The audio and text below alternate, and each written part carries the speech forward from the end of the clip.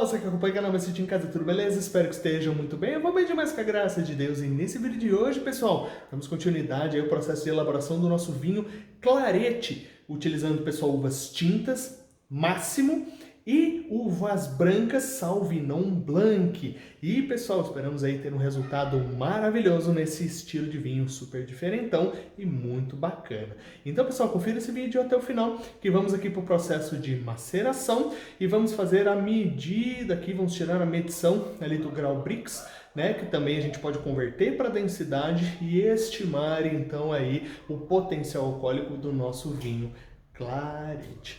Então, pessoal, dúvidas, sugestão, manda ouvir lá no campo dos comentários, deixa aquele like maneiro, compartilha os nossos conteúdos, entre em contato conosco também lá no nosso TikTok e no nosso Instagram, @Meu Sítio em Casa. Sem mais delongas então, mão na massa. Aqui então, pessoal, temos as nossas uvas, né, que colhemos, fizemos a nossa vindima. Se vocês não conferiram o último vídeo que está nessa playlist sobre o vinho Clarete, eu vou deixar o último vídeo aqui em cima para vocês, junto com a playlist do vinho Clarete. Aqui nós temos então duas caixas da uva IAC Máximo, uva tinta, ó, muito bonito, e também as uvas brancas Sauvignon Blanc. Tá? Então, nesta etapa, pessoal, desse vinho Clarete, que temos cerca de 70% de uvas tintas e 30% de uvas brancas, nós vamos fazer o desengaço, tá? Nós vamos tirar as bagas aqui, ó.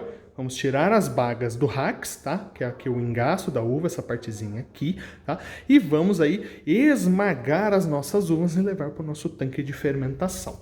Como eu comentei para vocês no primeiro vídeo dessa série, que eu falei sobre o vinho Clarete, a história dele, você pode fazer o vinho Clarete a partir de diversas técnicas, tá?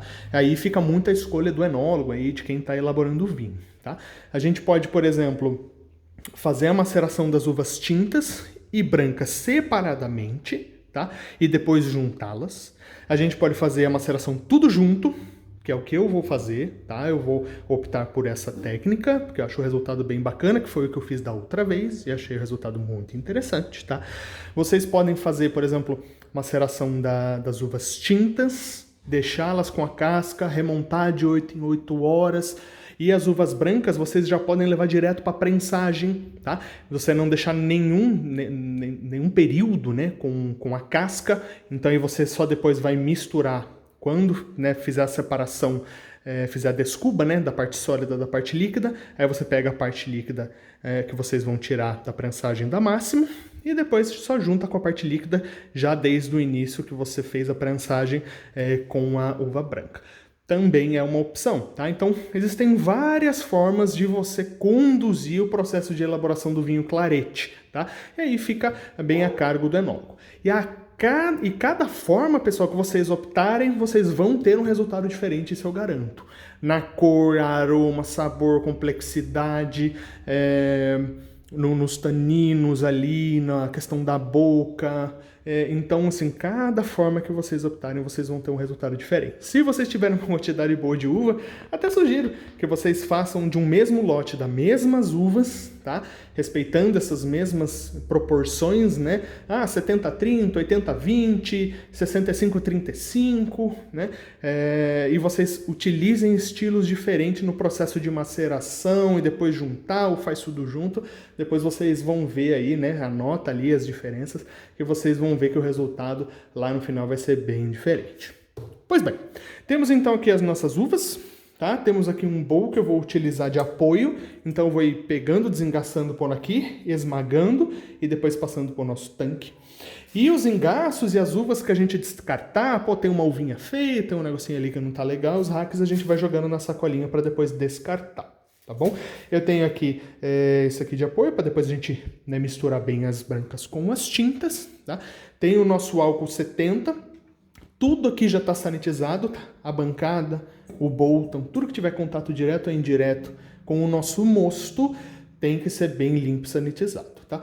Esse aqui é um balde, pessoal, que eu utilizo. Ele é um antigo balde de margarina, perfeitamente limpo, sanitizado.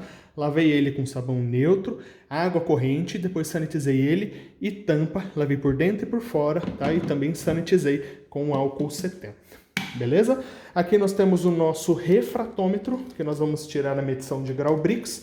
e também fazer o cálculo aí do potencial alcoólico do nosso vinho, tá? Temos aqui um guardanapo de papel para apoio e este pano aqui que eu sempre utilizo para fazer a cobertura do tanque fermentador para nós passarmos aí pela fase de fermentação aberta e remontagem. Maravilha, meus amigos? Então eu vou deixar esses aqui que eu não vou utilizar agora ali de lado, tá? Nosso álcool também, já usei, tá? E aqui, pessoal, efetivamente é mão na massa. Vou colocar a nossa tampinha ali também, tá? E aqui é mão na massa, tá bom, pessoal? Eu vou colocar meu celular no suporte. Prontinho. Mais uma vez, ó. Já lavei as mãos, mas todo cuidado sempre é pouco, tá? E aqui neste caso, pessoal, do clarete, tá? Eu vou fazer uma fermentação natural. Não vou fazer adição de açúcar, então não vou elevar o grau Brix dele. Eu acredito que tanto a nossa Sauvignon Blanc quanto a nossa uva máxima, elas estão com um Brix legal, tá? Vamos ver quanto que vai chegar. Pode ser que dê um álcool um pouco mais baixo, não tem problema, como eu contei já em vídeos dessa série para vocês. No caso do clarete, do rosé, eu acho mais interessante que eles tenham uma graduação alcoólica menor, o branco também, tá? Para que ele seja mais fresco na boca, então quem for degustar vai sentir mais aí o sabor e toda a complexidade que este vinho vai ter a oferecer. Tá? Se tem muito álcool naquele vinho, ele dá uma leve mascarada ali em alguns elementos, mas ele também pode evidenciar outros, tá bom? Mas nesse caso aqui, então, eu prefiro um potencial alcoólico um pouquinho mais baixo. Não vou adicionar metabisulfito de potássio, não vou adicionar leveduras, tá? Então eu vou seguir, fazer com que esse vinho siga o curso dele normal.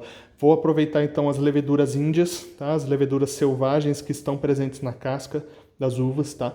Essas leveduras índias, também chamadas leveduras selvagens, são famílias de leveduras diferentes, tá?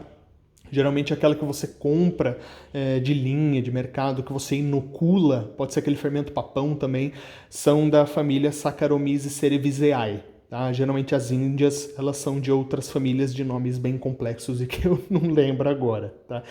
Mas geralmente, pessoal, elas iniciam um processo fermentativo, mas depois a Saccharomyces cerevisiae, por ela ser mais vigorosa, por ela ser mais potente, geralmente ela acaba assumindo o protagonismo depois do processo fermentativo e é ela que vai finalizar esse trabalho. Tá? Porque a Saccharomyces cerevisiae, principalmente essa cepa, tá, pessoal? Ela está presente no ar, ela está presente no ambiente, ela está presente em tudo quanto é lugar, tá? Mas vamos aproveitar as leveduras índias, porque elas vão dar uma característica totalmente diferente no nosso vinho e vão aí explorar muito mais o terroir e as características aqui do nosso manejo, do nosso cuidado, todo o potencial que essas duas uvas têm, que foram plantadas e cuidadas com muito amor e muito carinho aqui no meu sítio em casa. Beleza? Então, pessoal, então aqui, ó, sem mais conversa, sem mais delongas, né? Aqui é um processo que a gente vai analisar, então, as bagas. Isso aqui, como é pouca uva, eu vou fazer manual, tá?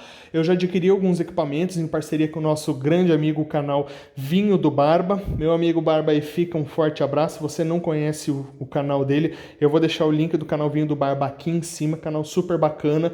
Ele é um cara hiper criativo, tá? Do mundo do vinho, ele inventa uns equipamentos muito bacanas ali, ele tem uns amigos, uns parceiros, então ele tá sempre inventando umas peripécias super bacanas lá, né? E ele viabilizou aí a aquisição de alguns equipamentos, né, de maior porte para a gente processar mais uvas, tanques fermentadores maiores, arrolhador maior, tá? Fiz até um vídeo para vocês, se vocês não conferiram, vou deixar esse vídeo aqui em cima para vocês. Meu amigo Barba, forte abraço aí, meu amigo. Se Deus quiser, quando esse vinho aqui ficar pronto, né, a gente vai poder conversar bastante sobre ele, quem sabe fazer uma live sobre este vinho, sobre outros vinhos também, né? Vamos estudar isso aí, viabilizar isso aí, a gente fazer alguns conteúdos bem bacanas aí pro nosso YouTube. Abraço aí, meu amigo. Então, nesse ponto, como a gente tá processando pouco, tá? A gente vai efetivamente dar uma olhada, né? Às vezes a gente tem umas bagas mais murchinhas, mas como eu comentei com vocês, até sobre a característica da uva máximo, se você não conferiu o vídeo que eu falo sobre a uva máximo, eu vou deixar ele aqui em cima para vocês no card no YouTube, trago várias características, várias informações legais sobre essa variedade, tá? Ela não aguenta muito tempo madura no pé. Então, quando ela chega num grau de maturação, ela começa a murchar. Então, mas isso é perfeitamente normal, é característico desta variedade, não tem problema nenhum. Tá bom, pessoal? Então aqui, a gente, se tiver alguma baga podre, uma baga rachada, estourada, a gente descarta. Essas que só estão, às vezes, murchinhas, a gente vai pegar aqui, ó, e vai destacar e jogar no nosso bowl, tá? Então, ó, que cacho bonito. Ó, um padrão bem bonito para máximo, né? Então aqui a gente vai, ó, removendo elas, se vê alguma sujeirinha, ó, às vezes tem esses carinhas assim no meio, ó. A gente descarta também, isso aqui era flor, tá? Que não vingou. E aí a gente vai fazer este trabalho aqui. Eu vou finalizar então este cacho e já volto com vocês. Aqui, pessoal, temos 2 cachinhos, tá? Que eu já desengacei. Então, esse processo aqui do desengaço, a gente faz a moagem, tá? Então, para mostrar para vocês, ó, não vou colocar muito, tá? Pra gente não, porventura, não passar nenhuma baga ali sem ser moída, tá? E é interessante a gente fazer isso ou com as mãos ou com o uso de algum equipamento, tá? Mas que não triture, que não quebre principalmente as sementes, porque senão você vai conferir muito amargor, tá? Muito tanino, e aí o seu vinho ele não vai ficar interessante, tá? Então o bacana é assim, a gente só realmente romper a casca da uva, tá? Então quantidades pequenas você vai adicionando no seu bowl, e aí você vai assim esmagando com as mãos e aí você vai adquirindo esse resultado. Olha que interessante, ó, a cor, né, que da uva máximo, né? Então depois desse trabalho, numa quantidade, a gente vai adicionando ela aqui, ó, no nosso tanque fermentador. Beleza, pessoal? Eu vou finalizar então a nossa uva tinta máximo e já volto com a nossa Sauvignon Blanc. Aqui então, pessoal, finalizamos aí toda a moagem aqui, né? Desengaçamos toda a nossa uva máximo, moemos toda ela bonitinha aqui, tá? E agora nós vamos partir para a nossa uva branca, que é a nossa Sauvignon Blanc. Tá? E aqui, pessoal, o processo é o mesmo esquema aqui, tá? Se tiver alguma baguinha que não esteja legal, alguma baguinha esteja ali rachada, né? Esteja muito feinha, a gente vai descartar. Deixa eu pegar alguns aqui para esmagar a branca e fazer essa primeira adição e mostrar para vocês. Então, pessoal, ó, mesmo esquema, a gente vai, ó. A Sauvignon Blanc ela tem uma casca um pouquinho mais resistente, ó. Então, ó, que legal. Então a gente vai aqui romper as cascas da nossa uva e adicionar ali ao nosso vinho tinto, tá? Nesse esquema que eu vou fazer, eu não vou deixar o período completo, que geralmente ficaria o tinto. Às vezes ele ficaria ali umas 3 remontagens a cada 8 horas, 4 remontagens a cada 8 horas. Aí vai variar bem na evolução da fermentação. Eu vou deixar somente 16 horas mais ou menos com as cascas, tá? Vou fazer 2 remontagens e depois eu já vou fazer a desculpa, tá? Então, ó, que legalzinho. E lá vai a primeira leva de uvas brancas para o nosso mosto do vinho Clarete. Vou finalizar então e já volto com vocês. Prontinho então, pessoal, finalizamos. Já moídos todas as nossas uvas. Opa, cansado. Agora a gente, né, pode dar uma boa remexida aqui, né, no nosso mosto.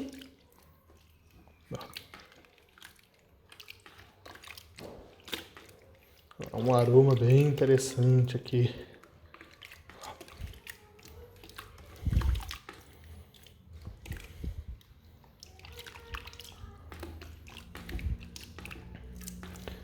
E agora, pessoal, eu vou dar uma pausa aqui, vou dar uma limpada geral aqui na nossa bancada, descartar isso aqui, lavar ali as nossas caixas, né? Deixar tudo ok e já volto com vocês. Voltamos então, pessoal, já deu uma limpada, uma arrumação aí, agora a gente vai fazer uma análise e umas contas. A gente vai verificar aqui então a densidade do nosso mosto. A gente pode utilizar o densímetro, mas como é uma quantidade muito pequena e a fermentação não iniciou, tá? Então é importante, pessoal. Neste momento a gente pode utilizar o refratômetro. A partir do momento que a fermentação inicia, a gente não pode mais utilizar o refratômetro, tá? Porque ele utiliza a refração para marcar a medição. Quando começar a ter álcool aqui dentro, ele vai mudar o ângulo de refração do prisma. Então, ele vai dar uma leitura incorreta. Neste momento, como a fermentação não iniciou, ele dá a leitura ok. Então, nesse momento, a gente pode iniciar.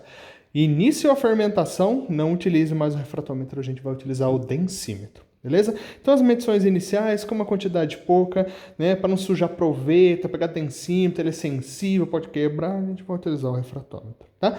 Então, aqui, uma praticidade dele também é que a gente só precisa de algumas gotinhas colocadas aqui sobre o nosso prisma. Dá umas batidinhas aqui para tirar o ar. E a gente chegou... muito interessante, ó, que legal. Deixa eu mostrar a medição para vocês, ó. A gente chegou a quase 18 graus Brix, pouquinho a menos, né? Vai dar um 1070, deixa eu olhar aqui que fica melhor. 1074, vai 1075, vai para arredondar. Olha. Então, ó, 18 graus Brix, 1075 de densidade. E isso aqui a gente vai tomar nota. Então, nós temos aqui, ó.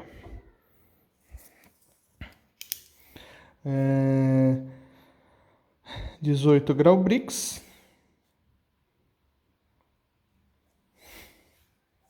Que nos dá também uma densidade de 1075. Beleza. Aqui, pessoal, ele tem a possibilidade de transformação. Deixa eu mostrar aqui para vocês. Já deixei aqui na calculadora, peguei o celular da patroa para poder mostrar aqui para vocês. Então, a gente pode utilizar, pessoal, tanto o grau Brix quanto a densidade, tá? Para a gente poder chegar ali no resultado. Tá? Aqui, nós vamos utilizar, então, o grau Brix para poder fazer deixa eu ajustar aqui. Para poder estimar o potencial alcoólico deste mosto, tá bom? E como é que a gente faz? A gente pega o nosso grau Brix e multiplica por 0,57, tá? Então, se a gente pegar aqui, ó, 18 vezes 0,57, nós temos ali 10,26. Então, ó, os 18 graus Brix vezes 0,57 vai dar 10,26. Às vezes, pessoal, dá um pouquinho mais, às vezes um pouquinho menos, tá? Então, eu vou considerar que esse mosto ele vai chegar a mais ou menos 10,5, tá bom? Mas aqui a gente já tem uma boa medição, tá? Vou até olhar novamente, ó. A gente tem ali, né, ó, 18, em torno de 18 graus Brix.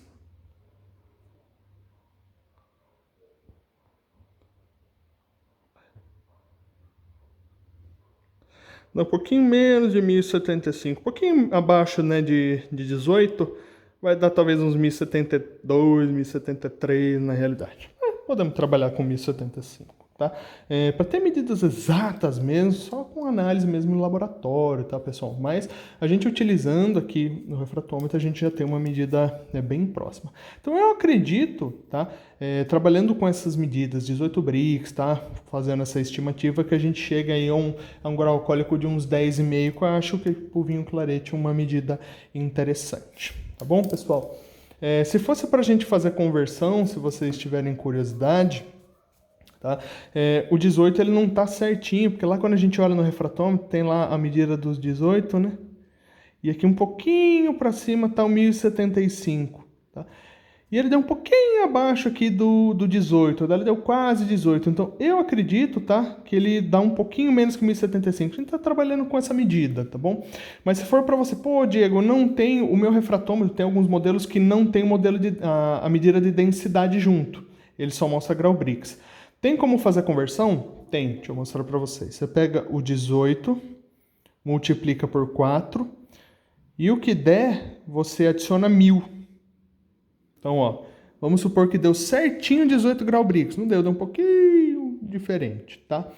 Vezes 4, vai dar 72, mais 1000, olha lá, vai dar uma densidade de 1072. Tá? E a próxima aqui é os 1075. Quando a gente olha ele no nosso refratômetro, ele deu um pouquinho abaixo dessa marca, né, dos 1075, tá? Então, ele deve realmente estar ali, uns 17,9 e tal, ou mesmo que esteja no 18, ele vai dar por volta aí de 1072. Mas vamos trabalhar com essas medidas aqui, ó, tá? Que já é um ótimo indicativo para a gente saber a nossa graduação alcoólica, que deve então chegar entre 10 e 10,5. Maravilha, meus amigos? E o que a gente faz agora, tá? Aqui, como a gente não vai adicionar metabisulfito, como a gente não vai fazer nada, aqui é só mesmo aguardar o início da fermentação. Hoje está uma noite bem fresca, tá? Já é noite, então eu acredito eu vou voltar aqui de madrugada daqui a algumas horas, umas 6 horas mais ou menos, e vou ver como é que vai estar a atividade fermentativa. Tá? Às vezes ele pode levar um pouco mais de tempo, às vezes um pouquinho menos de tempo, vai depender da quantidade de leveduras indígenas que tem aqui, vai depender da temperatura, se tiver muito frio na tua região vai demorar mais para iniciar o processo fermentativo, tá? Se você optar por inocular as leveduras, ele vai começar a fermentar mais rápido, tá? Então tem todos esses elementos. Aqui, pessoal, já teve vezes de eu fazer vinho assim totalmente natural, ele levar quase 8 horas para iniciar a mesma fermentação e as cascas começarem a subir. Maravilha? Mas eu vou acompanhando e assim que eu tiver esse início da fermentação eu volto com vocês. Mas aqui, Diego, o que a gente faz? Você vai pegar um pano e aqui a gente vai trabalhar com fermentação aberta, tá? Então você só vai pegar aqui um paninho desses aqui alvejado, pôr por cima, tá? E colocar a tampa assim, ó. Não forcei nem nada, ó, só encostei a tampa, tá? Porque aí ele vai sair o gás carbônico do início da fermentação e o oxigênio ele é desejável nesse estágio do processo fermentativo. Tá bom, pessoal? Então, assim que iniciar mesmo a fermentação, as cascas começarem a subir, eu volto com vocês aí para a gente iniciar, né, essa fermentação aberta e já volto com vocês aí para a gente fazer as remontagens que eu acredito que eu vou fazer umas 2 aproximadamente. Maravilha, meus amigos? Dúvidas, sugestões, manda ver lá no campo dos comentários ou me chama lá no Instagram, @meussitioemcasa. Meus amigos, forte abraço, fiquem com Deus e até o próximo vídeo aqui no Meu Sítio em Casa.